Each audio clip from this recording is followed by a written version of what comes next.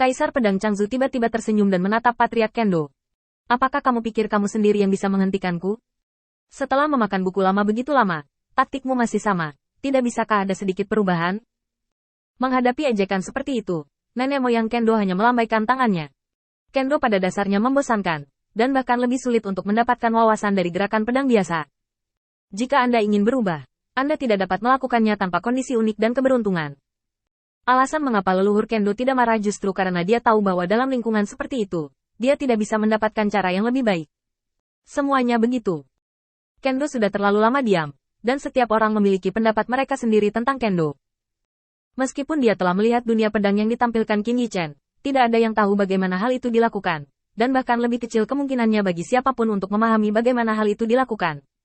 Masih tidak mungkin bagi mereka untuk membuat perubahan apapun sampai rahasia alam pedang terungkap sepenuhnya. Saat aura leluhur Kendo menjadi tenang, bila yang tak terhitung jumlahnya terbang di sisinya, dan sangkar penjara yang gelap tampaknya menjadi makhluk hidup pada saat ini, tidak ada jenderal. Biarkan Bilah melewati kolom tinta. Kaisar Pedang Changzu segera memahami situasinya. Bagi leluhur Kendo, pilar tinta ini sepertinya tidak ada dan bisa dilemparkan sesuka hati. Tetapi baginya, ini adalah hambatan yang sangat besar. Rute ofensif dan teknik kultivasinya akan sangat terpengaruh oleh keberadaan pilar tinta ini. Dalam situasi itu, dia perlu mempertimbangkan terlalu banyak hal, dan leluhur Kendo tidak perlu terlalu banyak berpikir. Kekuatannya setara dengan leluhur Kendo di masa lalu.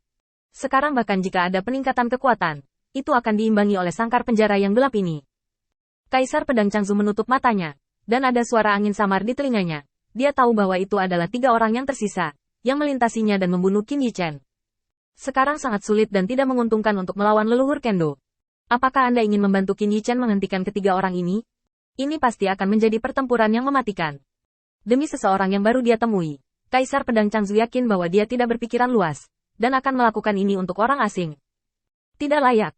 Pedang raksasa tebal di sisi leluhur Kendo telah mengembun. Seperti yang diharapkan Kaisar Pedang Changzu, leluhur Kendo masihlah pedang Zhenyuan ini.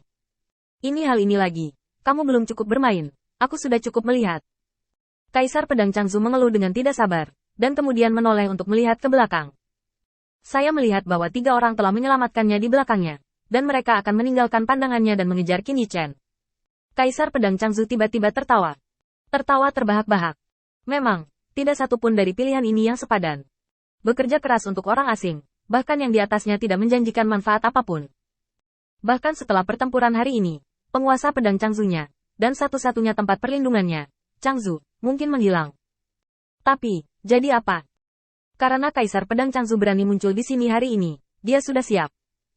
Keraguan-raguan barusan hanyalah terakhir kalinya dia mempertanyakan hatinya. Apa tujuan meditasi? Apakah karena kehabisan kesabaran untuk kepentingan pribadi, atau mengorbankan segalanya untuk harapan yang lemah, bahkan samar? Kaisar Pedang Changzu tiba-tiba membuka tangannya, bila pedang yang tak terhitung jumlahnya muncul, dan suara pedang terdengar seperti auman naga. Di antara pilar tinta, embusan prestise berangsur-angsur naik. Patriark Kendo memandang Kaisar Pedang Changzu dengan wajah bingung. Tidak dibutuhkan. Sebagai pemain Kendo terkuat yang pernah bermain melawan Kaisar Pedang Changzu, leluhur Kendo dapat melihat tujuan dari langkah Kaisar Pedang Changzu secara sekilas. Memadatkan tubuh pedang, niat membunuh bergerak ke 4 arah, dan hanya niat membunuh yang lemah yang menghadapinya. Itu benar-benar tidak perlu. Nenek moyang Kendo melangkah maju, dengan pedang Zhenyuan di depannya. Kaisar Pedang, dengarkan saranku. Sebenarnya tidak perlu. Selama kamu mau menundukkan kepala, Mahkamah Agung pasti akan menyambutmu. Dan dengan bakatmu dalam ilmu pedang, kamu pasti akan menjadi orang berikutnya yang memimpin pendekar pedang. Keluar. Jangan terlalu terobsesi dengan itu. Aku sudah mengatakannya saat itu. Meskipun kamu berbakat dan musuh yang tangguh, aku tidak ingin menyerangmu. Jika Anda benar-benar ingin melakukannya, Anda sudah mati terakhir kali. Kaisar Pedang, jangan terlalu terobsesi. Setelah sekian lama, kamu masih tidak bisa melepaskannya. Nenek moyang Kendo sangat kasihan. Tentu saja, leluhur Kendo tahu bahwa dia bodoh dalam pencerahan Kendo. Dia tidak punya cara lain selain mengandalkan Mahkamah Agung, mengandalkan identitas yang diberikan kepadanya oleh Mahkamah Agung, dan terus-menerus mengumpulkan pencerahan pedang. Pembudidaya di dunia ini. Dia adalah tuannya. Dengan identitas dan kekuatan seperti itu, dia tahu lebih baik daripada orang lain bahwa Jian Xiu masih merupakan kelompok yang dinamis. Tetapi mereka tidak memiliki kesempatan untuk naik lagi. Jika mereka naik, mereka berada di atas puncak Ksatria, Dewa Pedang. Leluhur Kendo juga mengerti bahwa dia sudah tua, bahkan jika Kaisar Pedang Changzu melakukan kejahatan besar seperti merebut wilayah Mahkamah Agung. Itu adalah Patriark Kendo yang menekan masalah ini dan membayar banyak harga untuk membiarkan yang tertinggi pengadilan ilahi lepaskan Kaisar Pedang Changzu. Dia ingin melatih Kaisar Pedang Changzu untuk menjadi penerusnya. Sangat disayangkan bahwa Kaisar Pedang Changzu tidak menundukkan kepalanya ke Mahkamah Agung seperti yang dia pikirkan. Tetapi tiba-tiba muncul hari ini dan merusak acara besar Mahkamah Agung. Memang benar bahwa Qin Yichen memiliki bakat yang ingin dilihat oleh leluhur Kendo. Tetapi dia menyinggung Mahkamah Agung. Dan selama tahun ini, pertemuan yang tak terhitung jumlahnya tentang Qin Yichen telah dimulai, dan mereka telah memutuskan untuk memberantas momok ini.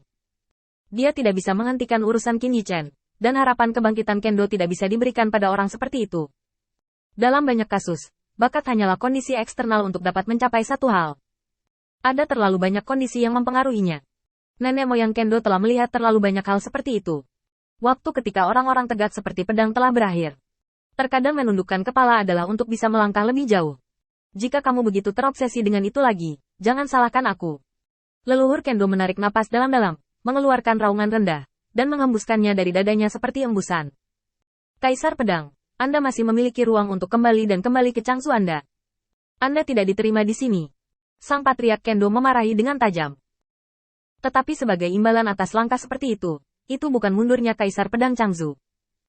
Dia tiba-tiba mengangkat kepalanya untuk melihat leluhur Kendo yang diparkir di atas, dan ada kilatan di matanya. Kebetulan perang terakhir tidak bagus, jadi hari ini saya di sini untuk belajar tentang keinginan yang sudah lama disayangi ini.